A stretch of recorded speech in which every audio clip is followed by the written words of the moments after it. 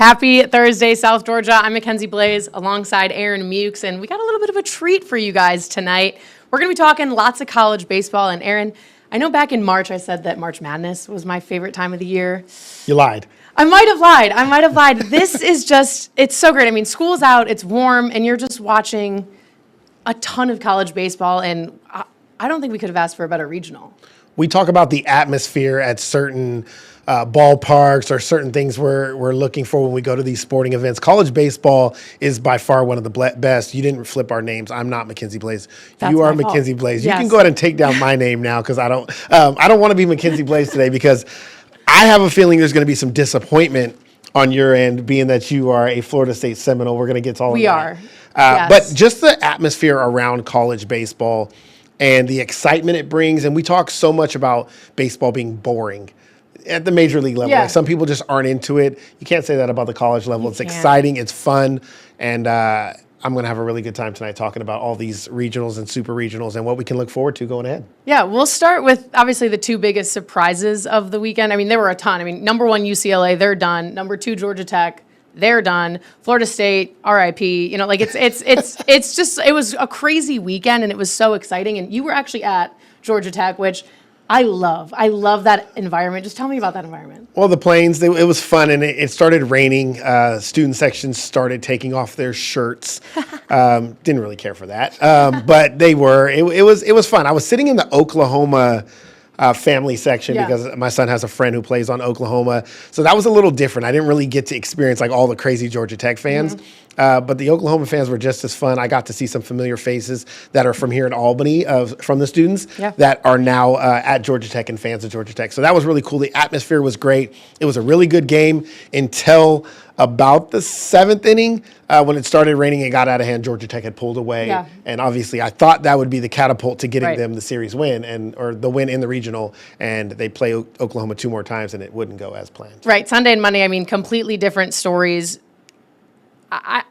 In my opinion, this should have been the overall number one seed. I don't know what Tech? I genuinely think this is one of the best college baseballs we've seen in the modern era. I mean, heading into the tournament, they broke the record in the BB Core era for most runs scored. I mean, these guys were just hitting nukes. You got Vaughn Lackey. Amazing, by the way. The best player in college baseball. Drew Burris. My question for you is, how does this team not make it to Supers? You know, one old added, I guess, one age thing that never ends in baseball, it's you got to be able to pitch. And if you are not able to pitch, then you are going to have a problem. So pitching to me was a big part of what was really going on with Georgia Tech. They just really could not consistently get outs. And unfortunately, when you talk about a team, you got to get outs. You really have to get outs. And they didn't do that. You mentioned Vaughn Lackey and Drew Burris, and the team was really able to hit the way they needed to hit. It was really the pitching side of it, some of the defensive things. And then to have it walked off, it's just – So Taki, the guy who walked it off for Oklahoma, he's been struggling all year. He hadn't really had – They showed his mom the whole broadcast. Yeah, they did. I mean, and, you know, a cool moment for him. It wasn't as cool of a moment for if you're a Georgia Tech fan, but this lineup, you're right. It's one of the most dangerous lineups you can have. Everybody in that lineup hits like 330 and above. You had a number of guys that are hitting over 400. Parker Brocious was insane in this series. Started from game one. He was hitting better than I've seen him hit in a long time. It just didn't work out with the arms. And it just goes to show you, if you have pitching or you can't pitch, it's going to be a deciding factor. And in this series, I thought that was the deciding factor. The pitching for Georgia Tech just was not there. And that last shot was an absolute nuke over the batter's eye in center field. It was ridiculous. And then you had Deaton LaChance early on Sunday. Hats off to Oklahoma. I mean, they really brought it, and they had nothing to lose, and they played like it. But I do want to pick your brain on the Monday game. Season on the line. Georgia Tech's going to put in their ace, Tate McKee, bottom of the ninth.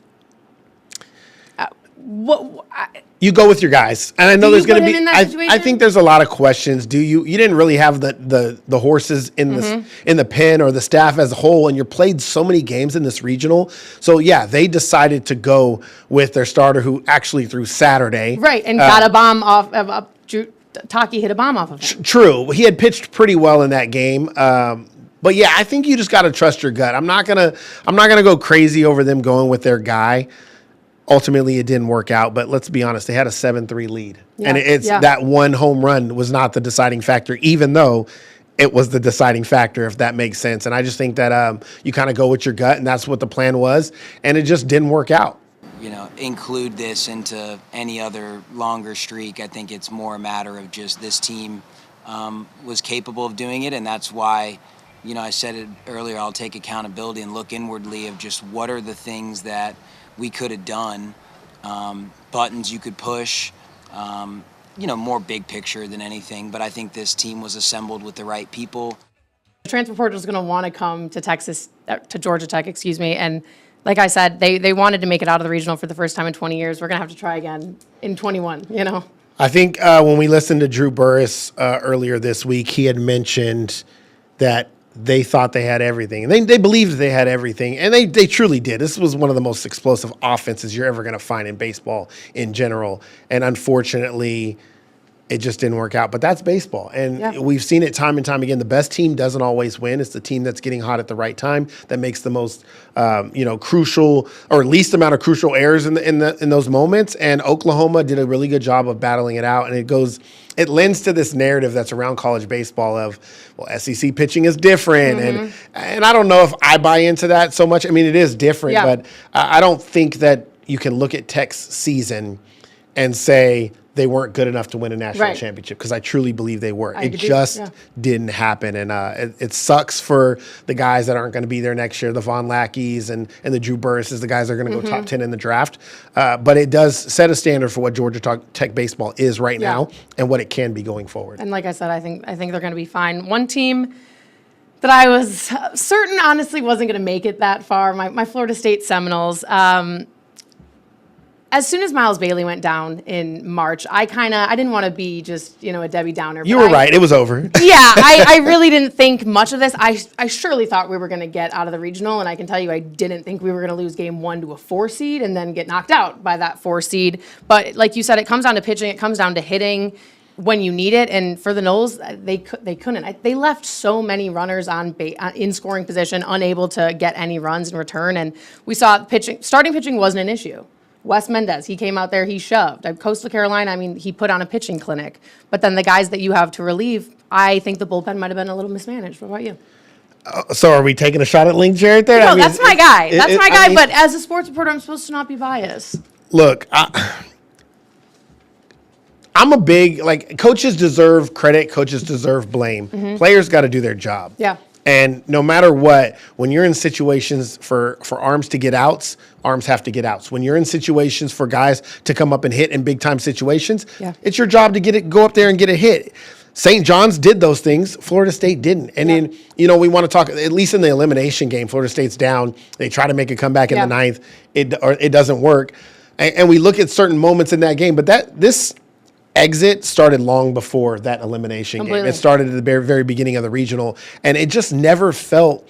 Every game was a struggle. Every inning was a struggle for them. You mentioned all the guys left on base and not being able to get crucial hits in crucial moments, and you just can't play that type of baseball when it matters most if you want to win.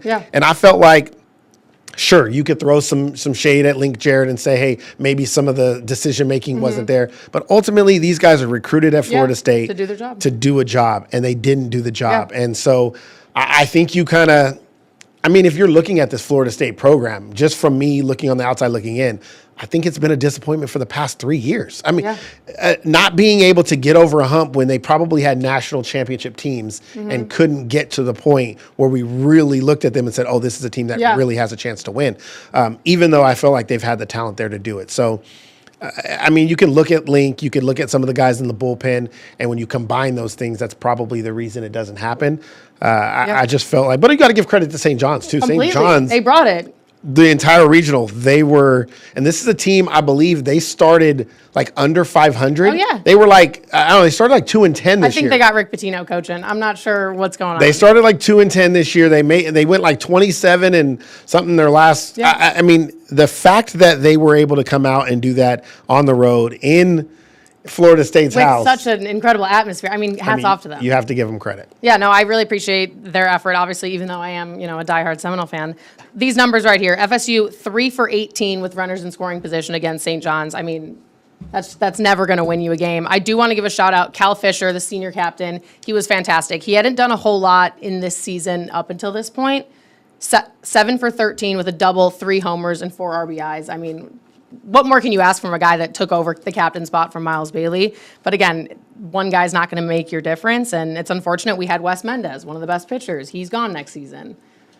This is the nature of college Yeah. baseball, though. Guys are going to. Well, we already saw a couple guys hit the portal too. I think a couple of Florida State guys hit the portal. Oh, everyone's, yeah. And so you're gonna see that more and more. They're gonna have to retool. Link Yep. Jarrett's gonna have to go back to the drawing board, and hopefully they can make another run in 2027. And who knows? Maybe they'll get out of the regional this time and give themselves an opportunity to head to Omaha. Yeah, and well, here's Coach Jarrett on how his team really was never healthy at all to start the season. They never had their full slate of guys. Here's what he had to say.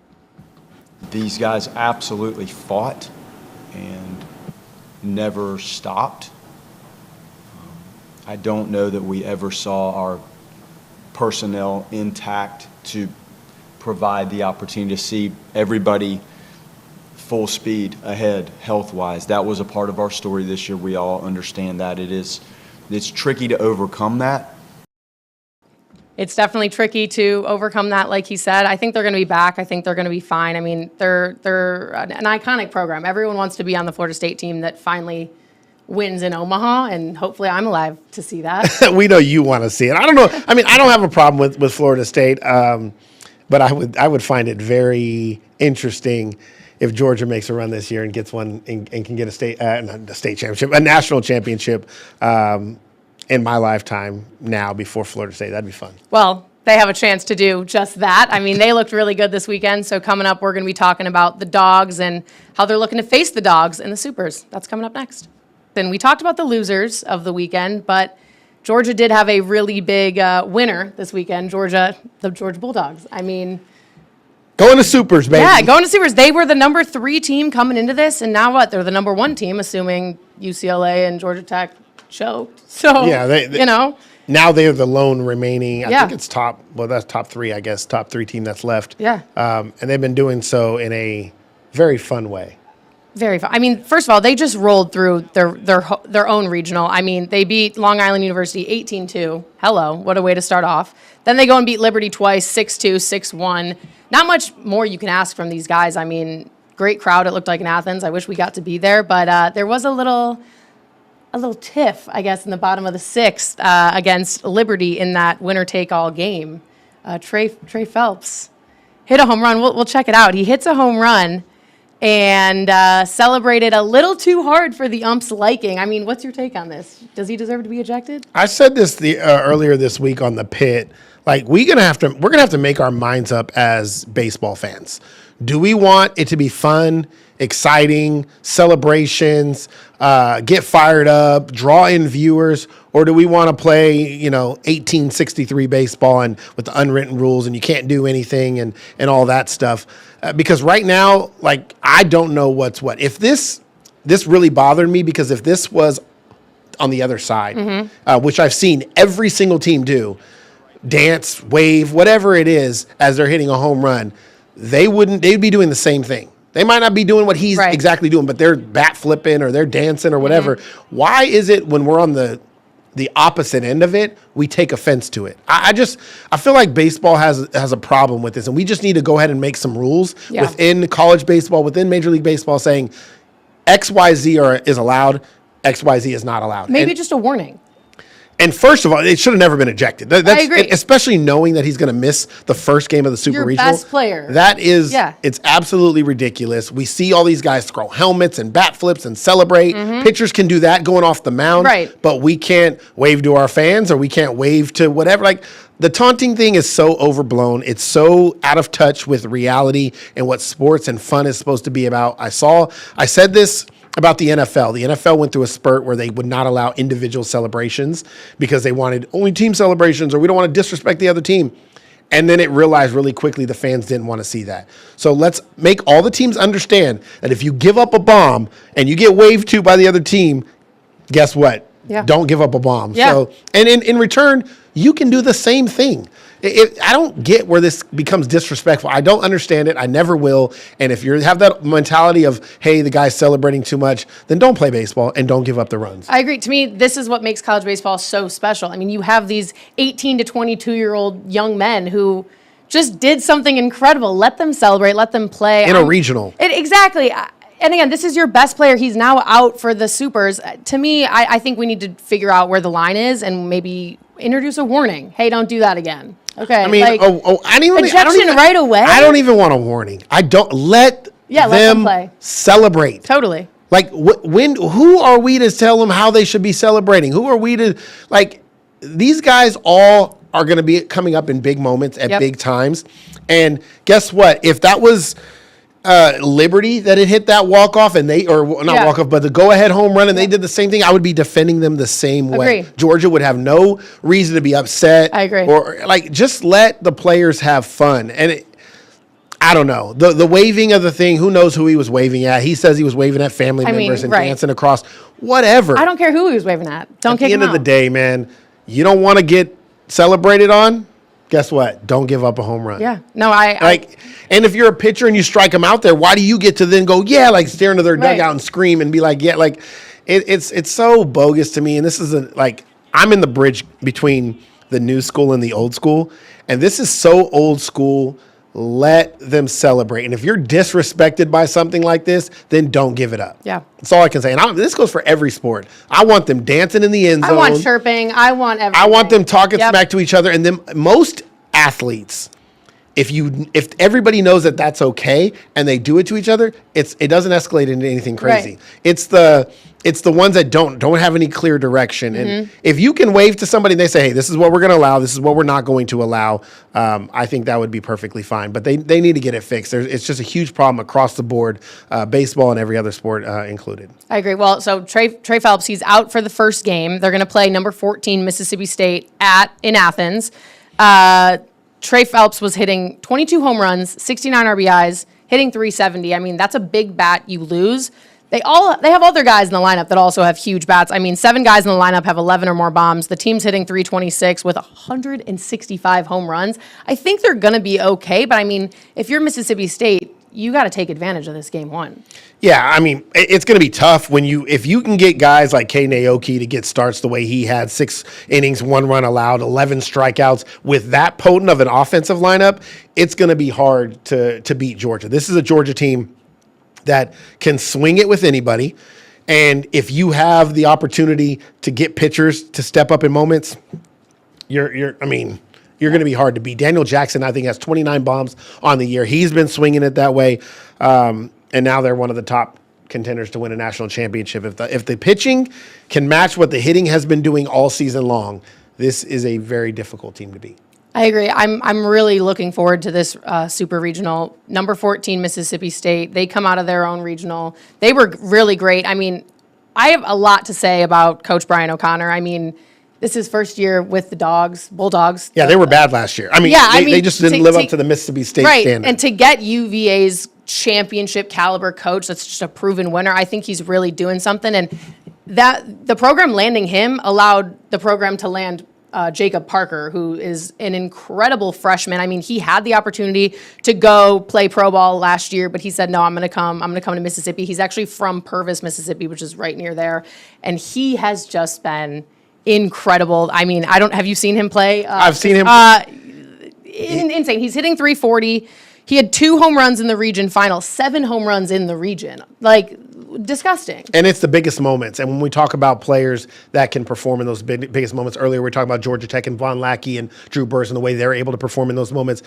He's been on another level. We're talking about a guy that comes to a program and that's, I don't want to say rebuilding, but they just didn't live up to the Mississippi State standard last year. They had a bunch of guys leave, a bunch of guys come in. And to be back right here with a chance to compete for a national championship, you can't ask for anything more. You can't. And we're going to hear from the freshmen in a second. Freshman and coach, I mean, they are just soaking up everything that this has to offer. And whether their season ends in Athens or not. Which it probably will, because Georgia swept them in the regular season. Well, yeah, we'll talk about that. But let's hear what Coach had to say first. I mean, these guys are just loving every moment of it.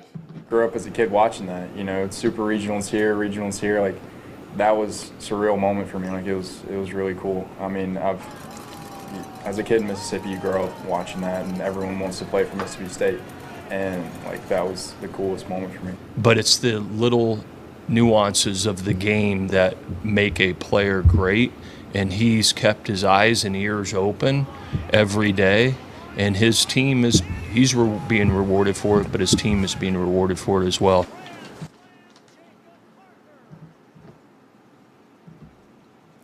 All right, so you heard from Coach O'Connor right there. Your prediction is you're going with what? UGA beats them in 2 games? Yeah, I don't think it's going to be. I'm going to go 3 games. I don't think it's going to be much of a series. I just think Georgia's playing too well right now. Yeah. Again, with this offense, if they can get anything out of the pitching staff, and I think they're going to be playing with a little bit of chip on their shoulder because they're not going to have Trey Phelps in game 1. Now, yeah, that could make an impact, but I think this lineup is so deep. I think it's make or I think break, you're yeah. going to find that. I don't want to say it's not going to make a huge difference. I just don't think game 1 it's going to be like, man, they didn't have Trey Phelps. They couldn't get anything going. I think Georgia will be fine. I think Georgia takes them in 2. Georgia, we just mentioned it. They beat them 4 times so far this season. I mean, hard to beat a team 5 times, I guess. Not if you're better than them. It's the same Yeah. adage. You can't beat a team 3 times in the NFL agree, or football. If you're but- better than them, you can beat them. But the 4 games were decided by, I think, 7 or 8 runs. So, I mean, one was a blowout, one wasn't. I mean, It's baseball. It's baseball. We It's just saw what baseball. happened with Georgia Tech. I mean, It's baseball. Anything can happen. I Yeah. just feel like Georgia's the better team. I think they take it fairly easily. okay. Well, that's what Mr. College Baseball had to say. So whatever he says goes. But coming up, we're going to do kind of a rapid fire, taking you through the rest of the super regionals, and we're going to pick who we think's going to make it to Omaha from those. So stick with us. All right, welcome back, South Georgia. We're going to be breaking down the 8 super regionals. We're going to start with Morgantown. Cal Morgantown. Poly, You know what's the theme song for them? Country roads take Me I mean, home it was an to a incredible. It looked place. like an incredible atmosphere out there. That's like my favorite.